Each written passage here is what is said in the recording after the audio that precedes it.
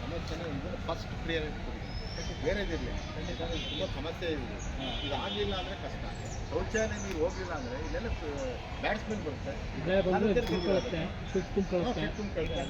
4 ಜನ 5 ಜನಕ್ಕೆ ಹೋಗ್ತಾರೆ. ಈಗ ನಾವೇ ಹೇಳ್ತಿರೋದು ಆ ಥರ ಬಸ್ ಒಂದೇ ಒಂದು ನಿಮಿಷ ಸ್ವಾಮಿ, ನಾವು ಯಾಕೆ ಗೊತ್ತಾ ಸರ್, ನಾವು ಸ್ಟೂಡೆಂಟ್ KSRTC DC ಅವರು ಮತ್ತು ಆಯುಕ್ತ ನಂಜನಗೂಡು ನಮ್ಮ ಗ್ಯಾರಂಟಿ ಕಂಪ್ನಿಯ ಸದಸ್ಯರುಗಳು ಎಲ್ಲ ಬೇಕಿದ್ದಾರೆ.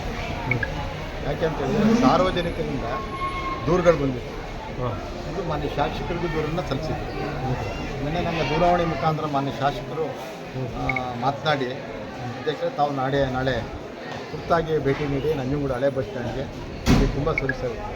ಸೊ ಆ ಒಂದು ಆದೇಶದ ಮೇಲೆ ನಾನು ಮಾನ್ಯ ಜಗದೀಶ್ ಅವ್ರಿಗೆ, ಆಯುಕ್ತರಿಗೆ, ನಮ್ಮ ಡಿಪೋ ಮ್ಯಾನೇಜರು ಮತ್ತು ಎಲ್ಲ ನಮ್ಮ ಇವ್ರಿಗೆಲ್ಲ ತಿಳಿಸಿ, ಮಾಧ್ಯಮದವ್ರಿಗೆಲ್ಲ ತಿಳಿಸಿ, ಇವಾಗ ಇಲ್ಲೆಲ್ಲ ಬಂದು ನೋಡಿದಾಗ ಇಲ್ಲಿ ಇರ್ತಕ್ಕಂಥ ನಮ್ಮ ಮಾಧ್ಯಮದ ಸ್ನೇಹಿತರು ಕೆಲವೆಲ್ಲ ಒಂದು ಸಲಹೆಯನ್ನು ಕೊಟ್ಟಿದ್ದಾರೆ.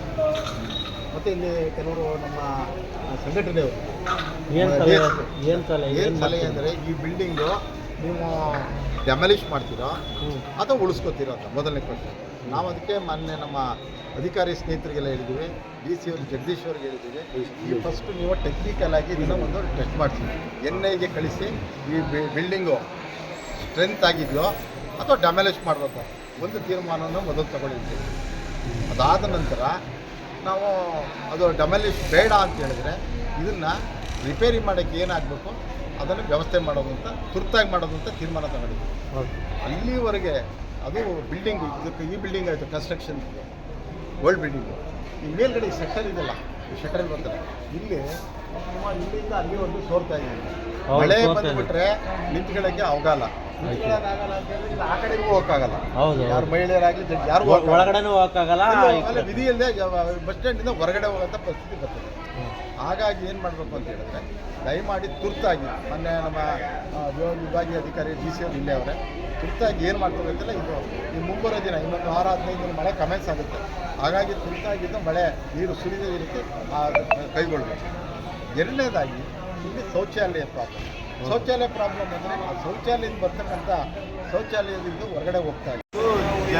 ನಿಬಿಡವಾಗಿರ್ತಕ್ಕಂಥ ಬಸ್ ಸ್ಟ್ಯಾಂಡ್, ಸದಾಕಾಲ ಜನ ಓಡಾಡ್ತಕ್ಕಂಥದ್ದು, ಇಲ್ಲಿ ಫೆಸಿಲಿಟೀಸ್ ಕೊಡ್ತಕ್ಕಂಥದ್ದು ಅನಿವಾರ್ಯ ಇದೆ. ಬಟ್ ಇದರಲ್ಲಿ ಮೂಲ ಫೆಸಿಲಿಟೀಸ್ ಏನಪ್ಪ ಅಂತಂದರೆ, ಒಂದು ಸ್ಯಾನಿಟೈಸೇಷನ್ ಸಂಬಂಧಪಟ್ಟಂಗೆ ಈಗ ಇಲ್ಲಿ ಅಧಿಕಾರಿಗಳು ನಮ್ಮ ಮುಂದೆನೇ ಇದ್ದಾರೆ, ಪುರಸಭಾ ಅಧಿಕಾರಿಗಳು ಸಂಬಂಧಪಟ್ಟಂಗೆ ಈಗ ನಾವು ಇಬ್ಬರು ಜಂಟಿಯಾಗಿ ಇದನ್ನು ಇದು ಸಮ್ಮುಖದಲ್ಲಿ ಒಂದು ಎಷ್ಟು ದೂರ ಲೆಂತ್ ಇದೆಯೋ ಅದಕ್ಕೆ ಸ್ಯಾನಿಟರಿ ಲೈನ್ ಕನೆಕ್ಷನ್ ಕೊಡ್ತಾ ಜವಾಬ್ದಾರಿ ನಮ್ಮದು ಅಂತ ಅವರು ಒಪ್ಕೊಂಡಿರೋದ್ರಿಂದ ನಮ್ಮ ವ್ಯಾಪ್ತಿ ಒಳಗಡೆ, ಬಸ್ ಸ್ಟ್ಯಾಂಡ್ ವ್ಯಾಪ್ತಿ ಒಳಗಡೆ ಅದಕ್ಕೆ ಬೇಕಾದಂಥ ಅನುಕೂಲಗಳನ್ನ ನಾವು ಕಲ್ಪಿಸ್ಕೊಡ್ತೀವಿ. ಒಂದು ವೇಳೆ ಪೈಪ್ಲೈನ್ ಸರಿ ಇಲ್ಲ ಅಂದರೆ ಸರಿಪಡಿಸ್ತೀವಿ. ಇಲ್ಲಿರ್ತಕ್ಕಂಥ ಕಚೇರಿಗಳಲ್ಲಿ ಹೆಚ್ಚತಕ್ಕಂಥ ವ್ಯವಸ್ಥೆ ಇವಾಗಲೇ ಮಾಡ್ತಾಯಿದ್ದೀನಿ. ಮೋಸ್ಟ್ಲಿ ಈ ವಾರದಲ್ಲಿ ಅವೆಲ್ಲ ಕ್ಲಿಯರ್ ಮಾಡಿಸ್ತೀವಿ.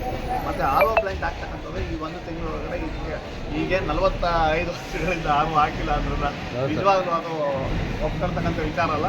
ಈ 1 ತಿಂಗಳೊಳಗಡೆ ನಾನು ಇಲ್ಲಿಂದು RO ಪ್ಲಾಂಟ್ ಆಗ್ತೀನಿ.